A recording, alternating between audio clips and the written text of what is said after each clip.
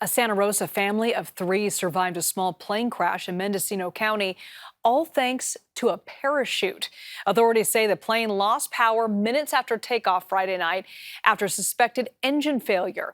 They say the pilot deployed the plane's parachute, and that slowed down the fall. The three family members suffered only minor scratches. Pretty amazing. We're getting word of yet another flight issue for United Airlines, this time on a flight headed to SFO. A plane from Australia had to return to Sydney Airport because of a maintenance issue.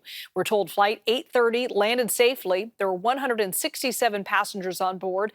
The airline says it's providing accommodation overnight for passengers before rebooking them tomorrow. Now, this is just the latest in a string of troubles in the sky, and now Boeing is the target of a criminal investigation by the Justice Department. It all stems from an incident back in January when a door plug broke off in the middle of an Alaska Airlines flight. And it's been a tough week for United, too. Several planes have had some problems, including that one that had a tire fall off shortly after takeoff at SFO last week. It all comes just as the busy spring travel season gets ready to lift off. Max Darrow spoke with a pilot about all the recent turbulence. The last week or so has seemed like quite a bumpy ride for air travel, especially for United Airlines. So it begs the question, are incidents happening more frequently, or are people just paying more attention to them? A commercial airline pilot with decades of experience tells me it's likely the latter. Oh my goodness, look at the back of the plane, man. Over the course of a week, 6 United Airlines flights have had problems. Some took off and turned around, others had to make emergency landings. 2 of those flights left SFO and were diverted to LAX, one for a hydraulics problem. The other had a tire fall off during takeoff. Yes, there's a tire going down the runway. That's never a good look for anyone. Scott Miller is a pilot for a major airline and an aviation lecturer at San Jose State. While it was a turbulent week for United, I don't see a rise in the incidents that are occurring. What I'm seeing is increased interest in the incidents that are occurring.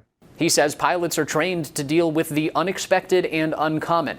We spend 90% of our training time working on things that may only occur 1% of the time. So even though it appears United's having a bad week, in reality, everything's working at United Airlines because everyone is able to get back on the ground in one piece and, unfortunately, with a little bit of disruption, but be able to carry on their trip. He did say a mid-air engine fire and the wheel debacle are incredibly rare situations. The thing that is even more striking to me than the actual incident itself is that these 2 rare incidents happened in such close proximity of time. Miller believes the dramatic Alaska Airlines incident is what recently sparked the higher level of interest and scrutiny in airline operations, but thinks it really started back in 2018 after the first deadly crash involving a Boeing MAX jet. However, some travelers aren't discouraged. You think about how often those things happen, and you just have to believe this, they're rare. Because of the changes that have been made in safety tracking and the safety management systems over the last 20 years in the United States, we've enjoyed the longest stretch of airline safety in the history of this country. And even with these incidents, I see that trend continuing. And as we build those programs, airline travel will become even safer in the coming years. United Airlines has said the incidents it experienced over the last week are distinct and unrelated to one another. And Boeing has no comment on the investigation. The DOJ is also looking into whether Boeing complied with an earlier settlement from an investigation following 2 fatal crashes in 2018 and 2019.